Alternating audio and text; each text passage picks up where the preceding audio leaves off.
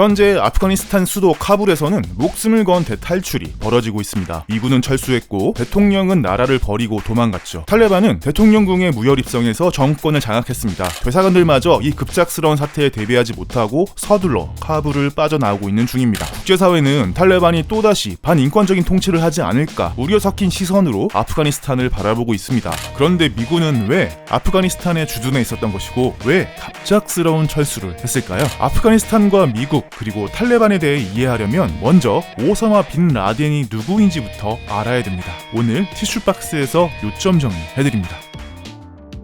2001년 9월 11일 미국의 심장부 세계무역센터와 펜타곤에 비행기 테러가 발생합니다. 부시 대통령은 즉각 테러와의 전쟁을 선포하고 그 배후로 알카이다와 빈 라덴을 지목하죠. 오사마 빈 라덴, 사우디아라비아에서 손가락 안에 드는 재벌 가정에서 태어나 대학에서 경영학을 전공하던 수재. 하지만 그의 관심사는 어릴 때부터 종교였습니다. 빈 라덴의 형제들이 미국 같은 서구 선진국으로 유학을 떠날 때 그는 홀로 사우디 대학에 진학해 이슬람을 연구하기 시작했죠. 이때 만난 무슬림 형제단 과 여러 종교적 스승들은 빈 라덴의 사상에 큰 영향을 끼치게 됩니다. 그러던 1979년 소련이 아프가니스탄을 침공해 공산 정권을 수립하는 일이 발생합니다. 이 사건은 미국과 이슬람 국가들을 자극시켰고 이념과 종교의 대리전 양상을 띠게 됩니다. 소련의 영향력이 확대되는 걸 좌시할 수 없었던 미국은 소련에 맞선 반군 게릴라 무자헤딘을 지원하기 시작했습니다. 사우디아라비아 또한 엄청난 자금력을 바탕으로 무자헤딘을 도왔고 무자헤딘에 입대하기 위한 이슬람 청년들이 세계 각지에서 파키스탄으로 모여들었습니다. 파키스탄 정보부는 자금과 물자, 병력들을 한데 모아 잘 훈련시킨 후 아프간 전장으로 배출하는 역할을 맡았습니다. 종교적 사명감에 충만해 있던 청년 빈 라덴은 마크타브 알 키다마트라는 조직을 결성해 사우디의 자금과 병력을 아프가니스탄으로 보내는 역할을 맡았습니다. 그리고 전쟁이 지속되자 직접 아프간으로 날아가서 무자히딘 병사들과 참호 속에서 먹고 자면서 생사를 같이 하기 시작했습니다. 부잣집 도련님이 호화 저택을 벌이고 스스로 전쟁에 참전한 사실이 알려지면서 빈 라덴은 유명 인사로 급부상합니다. 그의 주변에는 생각이 비슷한 사람들이 모여들기 시작했죠. 빈 라덴은 이들을 데리고 이슬람 원리주의 군사 조직을 창설합니다. 그것이 바로 알카이다였습니다. 1989년 격렬한 저항을 이기지 못한 소련은 결국 물러납니다. 공산주의자들을 상대로 한 이슬람의 위대한 승리였죠. 고국으로 귀국한 빈 라덴은 국민적 영웅이 되어 있었습니다. 사우디 왕가도 이슬람 정신으로 무장된 빈 라덴을 적극 활용했습니다. 그가 소유하고 있던 건설사를 전방위적으로 밀어주면서 사우디 왕가의 충실한 신하가 되길 바랬죠. 하지만 사담 후세인의 이라크가 쿠웨이트를 침공하면서 정세가 급변하기 시작했습니다. 걸프전이 발발한 것입니다. 중동 최고의 군사력을 자랑하던 이라크가 쿠웨이트를 점령하고 사우디 국경에 군대를 배치하자 국왕은 겁에 질렸습니다. 국왕이 사우디에 미군을 주둔시키려는 움직임을 보이자 빈 라덴은 반대 의사를 피력합니다. 이슬람 국가들의 전쟁에 이교도를 끌어들여선 안 되며 알카이다와 무자헤딘을 활용하면 이라크를 막아낼 수 있다고 구체적인 대안까지 제시했지만 결국 전쟁이 끝날 때까지만 미군이 주둔하는 것으로 절충안이 채택됩니다. 그리고 걸프전은 미군의 신무기 발표회장이 되면서 싱겁게 막이 내리죠. 하지만 미군은 돌아갈 생각이 없었고 빈 라덴은 이에 격분했습니다. 이슬람 성지인 메디나와 메카의 수호자 사우디 땅에 기독교 군대가 주둔한다는 것은 용납할 수 없는 일이었습니다. 빈 라덴은 완전한 반미주의자로 돌아섭니다. 막강한 자금력을 바탕으로 국민들의 신망까지 받고 있던 빈 라덴이 반미 운동을 펼치자 사우디 정부의 눈에 가시가 되었습니다. 빈 라덴에 대한 탄압이 시작됐고 결국 그는 고향을 떠나 수단으로 거처를 옮깁니다. 빈 라덴은 수단에서 본격적으로 알카이다를 양성하면서 대대적인 테러 활동에 돌입합니다. 그의 테러 목표는 미국뿐만이 아니었습니다. 이스라엘은 말할 것도 없었고 이슬람 군본주의에 반하는 다른 이슬람 국가들도 예외는 아니었습니다. 1995년 사우디아라비아 리야드의 군사시설과 주 파키스탄, 이집트 대사관에서 며칠 간격으로 폭탄 테러가 발생했고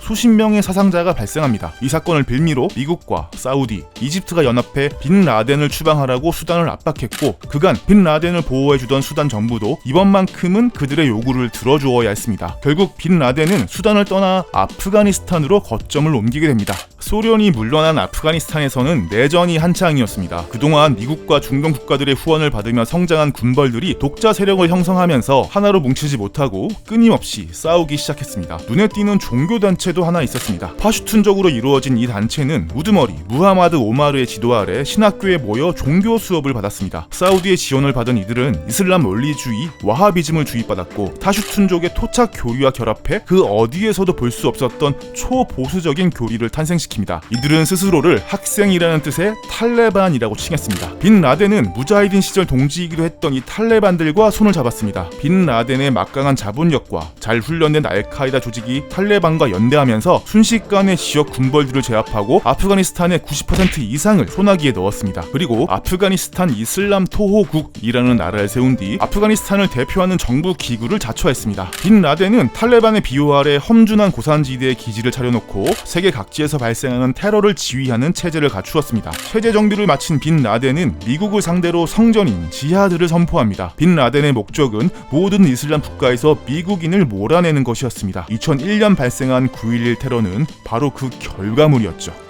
미국은 탈레반에게 빈 라덴을 내놓을 것을 요구했지만 탈레반은 이를 거절했습니다. 미국은 곧바로 아프가니스탄을 침공해 단 2달 만에 탈레반을 몰아내고 친미 정부를 세우는데 성공했습니다. 그럼 미국의 아프간 침공은 성공한 것일까요? 미국의 목표는 탈레반이 아니라 빈 라덴과 알카이다 소탕이었지만 빈 라덴의 그림자조차 보지 못했습니다. 높고 험준한 아프가니스탄 고원으로 숨어든 빈 라덴을 찾기 위해선 제 아무리 미국이라도 전력을 다해야 했지만 당시 부시 행정부는 커다란 실수를 저지르고 맙니다. 전쟁을 마무리 짓지 않고 또다시 이라크를 침공한 것이죠. 대량 살상 무기를 찾는다는 명목으로 이라크를 침공한 미국은 속전속결 한 달 만에 이라크를 손에 넣고 사담 후세인까지 체포하는 데 성공합니다. 그렇다면 이번에도 미국이 승리한 것일까요? 이라크에도 친미 정부를 세우는 데는 성공했지만 문제는 정부가 너무 무능하다는 데 있었습니다. 치안이 무너지면서 종파 간 분쟁이 극에 달했고 중동 전역에서 무장단체들이 몰려들면서 이라크는 테러 단체들의 놀이터로 변해버렸죠. 이라크의 치안을 확보하기 위해서는 이라크 전쟁 때보다 더 많은 군인들이 필요했습니다. 전쟁의 명분이었던 대량 살상 무기를 찾지 못한 상황 속에서 사실상 무정부 상태의 이라크를 내버려 두고 철군을 강행할 경우 감당할 수 없는 수준의 국제적 비난이 쏟아질 것이 분명했습니다. 미국이 아프간과 이라크 두 곳에서 빠져나오지 못하면서 국방비가 급격하게 증가하기 시작했습니다. 2000년 3,200억 달러였던 미국의 국방비는 8년 만에 2배를 넘겼고 2011년에는 7,520억 달러를 기록했습니다. 세계 금융위기 속에서 미국의 경제가 최악으로 치닫는 그 순간에도 국방비는 늘어만 갔습니다. 국방비에만 우리 돈 1,000조를 쓰는 천조국이 탄생하는 순간이었죠. 대선 전국으로 돌입한 미국에서 이라크와 아프가니스탄은 가장 중요한 이슈였습니다. 버락 오바마는 빈 라덴을 잡아서 아프간에서 철군하겠다는 것을 가장 중요한 공약으로 내걸었습니다. 오바마가 당선되자 이라크 전쟁 종전을 선언하고 이라크에 파병된 병력을 아프가니스탄에 집중했습니다. 그리고 아프가니스탄이 아닌 파키스탄에서 빈 라덴이 거주하고 있다는 첩보를 입수하고 네이비시를 투입해 빈 라덴을 사살하는 데 성공합니다. 쌍둥이 빌딩이 무너진 지 10년 만인 2011년의 일이었습니다.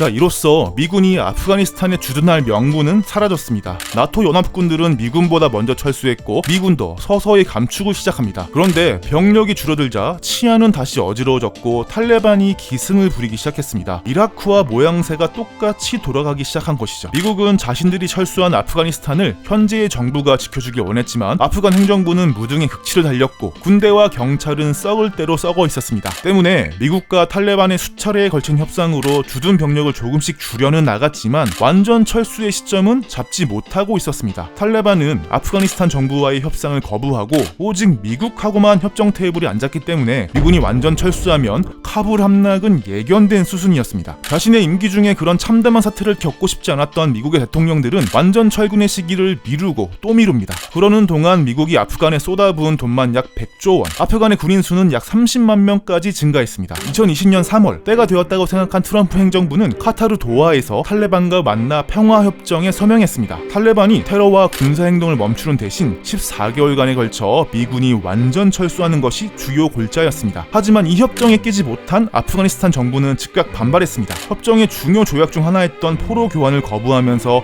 합의 단 이틀 만에 아프간에 다시 총성이 울렸습니다. 그러면서도 탈레반은 협정 상대국인 미국과의 교전은 피하고 아프간 정부군만을 상대했습니다. 도하에서 이루어진 협정이 아프간의 평화를 위한 게 아니라 미군의 안전한 철수를 위한 것이라는 걸 보여주는 장면이었죠. 미군이 철수한다는 소식이 들리자 탈레반은 결집했고 아프간 군인들의 사기는 땅끝으로 떨어졌습니다. 그렇게 2021년 정확히 20년 만에 미군은 완전 철수를 단행했습니다. 바이든 정부는 아프간 정부가 제 아무리 무능해도 1년은 버틸 것이라 예상했지만 단 4달 만에 수도 카불이 함락됐고 상황을 제대로 인지하지 못했던 카불 시민들과 각국의 대사관들 그리고 미국 대사관조차 숨막히는 긴급 탈출을 해야만 했습니다. 서류상 등록 기록된 군인 30만 명 중 실제 존재하는 군인 수는 6분의 1 수준도 안 될 것이라는 관측도 나왔습니다. 대통령은 돈다발을 비행기에 가득 싣고 도망쳤고 미처 대피하지 못한 시민들은 비행기에 매달려 가다가 떨어져 죽거나 하늘 위에서 얼어 죽는 참혹한 사태도 발생했습니다. 그렇게 아프가니스탄은 다시 탈레반이 지배하게 되었습니다.